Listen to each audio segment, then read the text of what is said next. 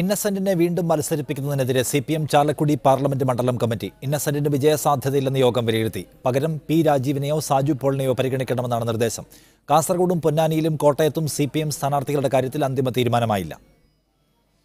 സംസ്ഥാന സെക്രട്ടറിയെ നിർദ്ദേശിച്ച പ്രകാരം ഇന്നസെന്റിന് വീണ്ടും അവസരം നൽകണമെന്ന കാര്യം മണ്ഡലം കമ്മിറ്റി യോഗത്തിൽ റിപ്പോർട്ട് ചെയ്തുവെങ്കിലും രൂക്ഷമായ വിമർശനമാണ് ഉയർന്നത്. ഏറ്റവും വിജയസാധ്യത കുറഞ്ഞ സ്ഥാനാർത്ഥിയാണ് ഇന്നസെന്റ്. വീണ്ടും മത്സരിച്ചാൽ അതിൻ്റെ പൂർണ്ണ ഉത്തരവാദിത്തം സംസ്ഥാന നേതൃത്വത്തിനായിരിക്കുമെന്നും കമ്മിറ്റി അംഗങ്ങൾ നിലപാടെടുത്തു. ഇതോടെ പി രാജീവിൻ്റെയും സാജു പോളിൻ്റെയും പേര് നിർദ്ദേശിച്ച തീരുമാനം സംസ്ഥാന നേതൃത്വത്തിന് വിട്ടു.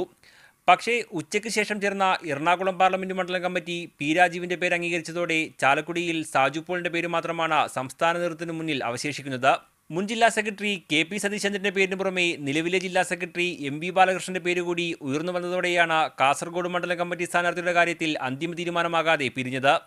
അതേസമയം സതീഷ് ചന്ദ്രന്റെ പേരിന് തന്നെയാണ് മുൻതൂക്കം. കോട്ടയം മണ്ഡലത്തിലേക്ക് ജില്ലാ സെക്രട്ടറി VN വാസവന്റെ പേര് പാർലമെന്റ് മണ്ഡലം കമ്മിറ്റി നിർദ്ദേശിച്ചു. വാസവൻ അസൗകര്യം അറിയിച്ചതിനാൽ അന്തിമ തീരുമാനം സംസ്ഥാന നേതൃത്വം പ്രഖ്യാപിക്കും.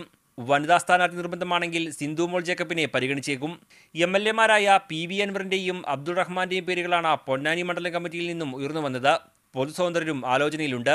വിവിധ ബ്യൂറോകൾക്കൊപ്പം മീഡിയ 1 കൊച്ചി.